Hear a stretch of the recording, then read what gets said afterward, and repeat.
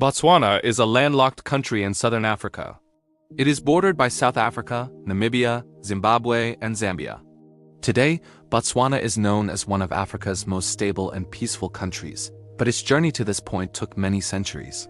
The history of Botswana is a story of early human life, traditional African kingdoms, colonial rule, and successful independence built on unity and wise leadership. Long before written history, the land that is now Botswana was home to some of the earliest human beings. Archaeologists have found stone tools and cave paintings that are thousands of years old. These early people were hunter-gatherers who depended on nature for survival.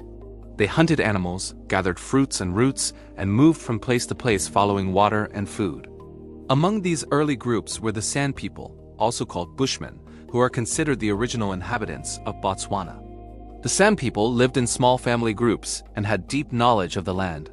They knew how to survive in the dry Kalahari Desert by finding hidden water sources and tracking animals. Their culture included storytelling, music, and rock art, which can still be seen today. They lived peacefully with nature and had no kings or armies. However, over time, new groups migrated into the region and changed the social structure of the land. Around 1,000 years ago, Bantu-speaking people began moving into Botswana from Central and Eastern Africa. These groups brought farming, cattle herding, and iron tools. They settled in villages and formed larger communities. Cattle became very important because they were a sign of wealth, food, and social status. This way of life slowly replaced hunting and gathering in many areas, though the San people continued their traditional lifestyle in some regions. Over time, powerful Tswana chiefdoms developed. These included groups such as the Bangwato, Bakwena, Bangwakets, and Badawana. Each group was led by a chief, known as a Kogosi. The Kogosi ruled with the help of elders and councils, and decisions were often discussed in community meetings called Kogatla. This system encouraged discussion and respect, and it later influenced Botswana's modern democracy. The Tswana people built organized societies based on cooperation, respect for elders, and shared values. Land was owned by the community, not individuals, and cattle were central to economic and social life. Trade existed between different groups, and goods such as iron tools, skins, and beads were exchanged. These societies were stable and well-governed long before Europeans arrived. In the early 1800s, Southern Africa experienced a time of conflict and migration known as the Mafeking. This period was caused by wars and expansion among African kingdoms, especially under the Zulu leader Shaka. Many people were forced to flee their homes, and violence spread across the region.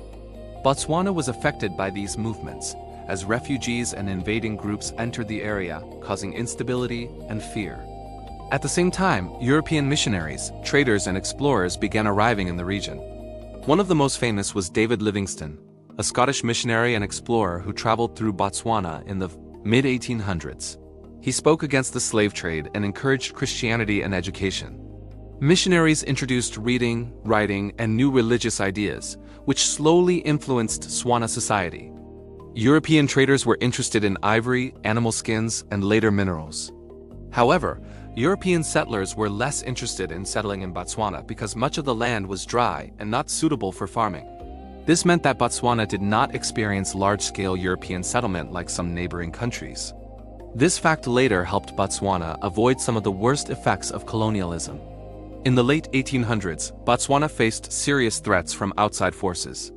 The Boer settlers from South Africa wanted to expand northward, and the German Empire was taking control of nearby Namibia. Tswana chiefs feared losing their land and independence. To protect their people, three important chiefs, three of the Bangwato, Sabele I of the Bakwena, and Bathone I of the Bangwakets took a bold step. In 1895, these chiefs traveled to Britain to ask Queen Victoria for protection. They wanted their land to become a British protectorate instead of being taken over by settlers.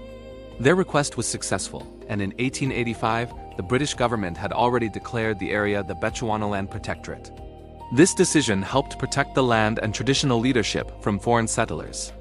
Under British rule, Bechuanaland was governed lightly. The British did not invest much money or development in the territory. There were few roads, schools, or hospitals. The capital was not even inside the country, but in Mafeking in present-day South Africa. Despite this neglect, traditional leaders continued to govern local affairs, and Tswana customs remained strong. Life during the colonial period was difficult for many people. The economy was weak, and jobs were scarce. Many men traveled to South Africa to work in mines and farms to earn money. This labor migration became a major part of life and affected families and communities. Education opportunities were limited, but missionaries provided some schools and churches. After World War II, ideas about freedom and self-rule spread across Africa. Many African countries began demanding independence from colonial powers. In Bechuanaland, educated leaders and traditional chiefs started discussing the future of the country. A new generation of leaders believed that the people should govern themselves and decide their own destiny. One of the most important figures in Botswana's history was Seretse Khama. He was the grandson of Chief Khama III and was educated in Britain. His marriage to a white British woman, Ruth Williams, caused controversy in both Africa and Britain. Because of this marriage, the British government exiled him for several years. However, the people of Botswana strongly supported him, and he later returned as a national leader.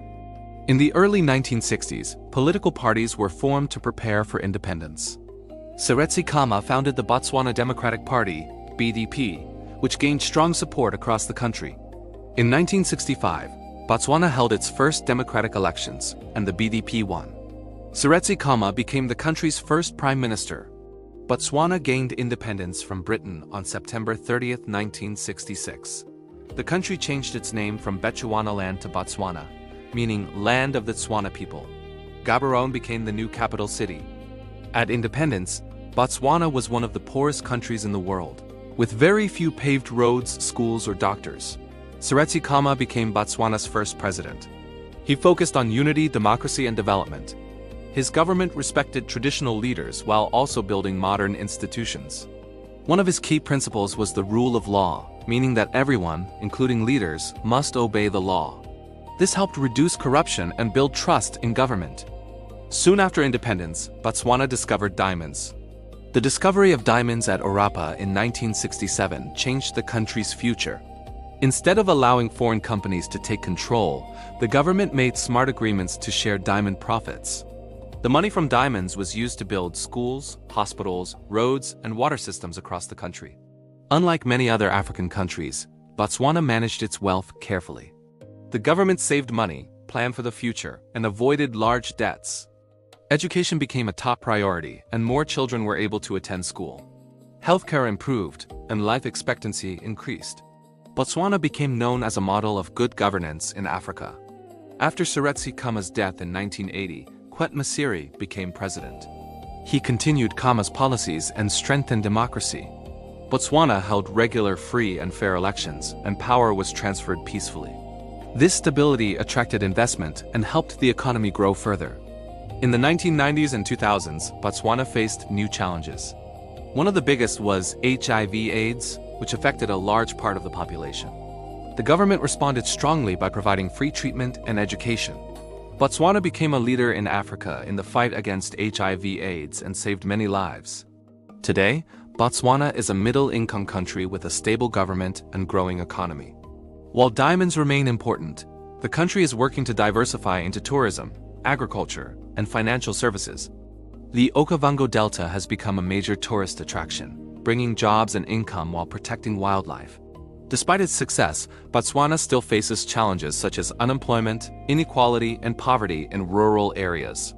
The San people and other minority groups continue to struggle for land rights and recognition. The government is working to address these issues, but progress is slow.